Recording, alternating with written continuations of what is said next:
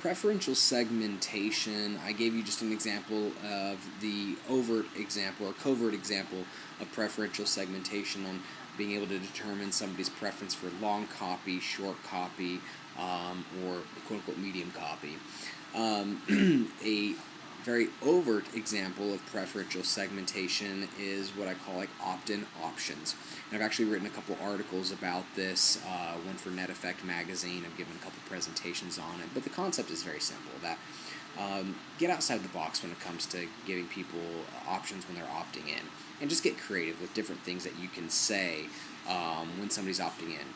Get rid of the old just name and email address. Put some extra interesting options in there.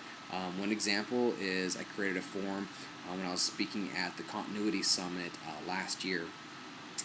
Just before going on stage, I created a web form for people to go in to opt into, and on that web form, one of the options was name, email address, and gangster nickname, and then parentheses to keep the fuzz off your back.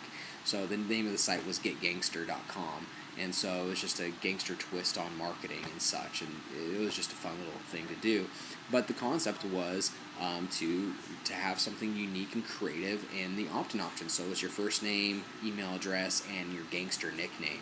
And I threw this up to people. I actually threw the website up while I was presenting, and by the time I came down from stage, I was having people shouting their gangster nicknames to me, saying, I'm so-and-so, I'm so-and-so, and throughout the rest of the conference, I actually heard people referring to each other as their gangster nickname, and so just by adding that extra little option on there, it created much more of a community vibe.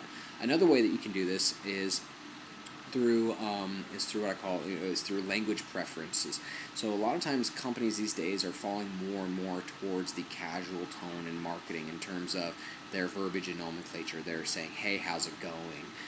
They're very dry and witty in how they do this. The company I'm acting as the chief strategic officer for, Sticky Street, is very good at this actually, and it really connects with our audience. But just because you choose as a company to take that tone, or if you take a more staunch, professional, serious tone, does that actually match with your audience? Is that what your audience actually wants? And so one of the ways that you can do this is add an opt-in option.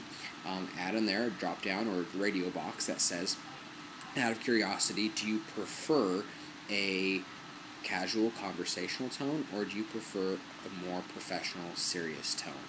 And just look at your responses. Allow your opt-ins to tell you, because you may find that you have an audience that perhaps wants more casual, and this is something you can do both on opt-in as well as post-opt-in. Follow up with people who marked casual, and after sending them a series of messages, say, hey, when you first opted in, this goes back to context and carryover methodology, that hey, when you first opted in, you marked that you want more casual tone. Have we been overly casual enough, or would you like us to be a little more direct and professional? 3 trackable links, each one segments the person based off of their preference in that particular circumstance. So now we can compare and contrast people who first wanted a professional tone, and now that we've delivered over time, have in fact we delivered according to their expectations. Again, it's just simply a way of understanding context and carryover, understanding the key context shifts, understanding somebody's preferences, what they actually want, and then both overtly asking them, letting them know, giving them that option, as well as covertly looking at their behavior and seeing what they're actually doing with that. So that is an overt example of preferential segmentation.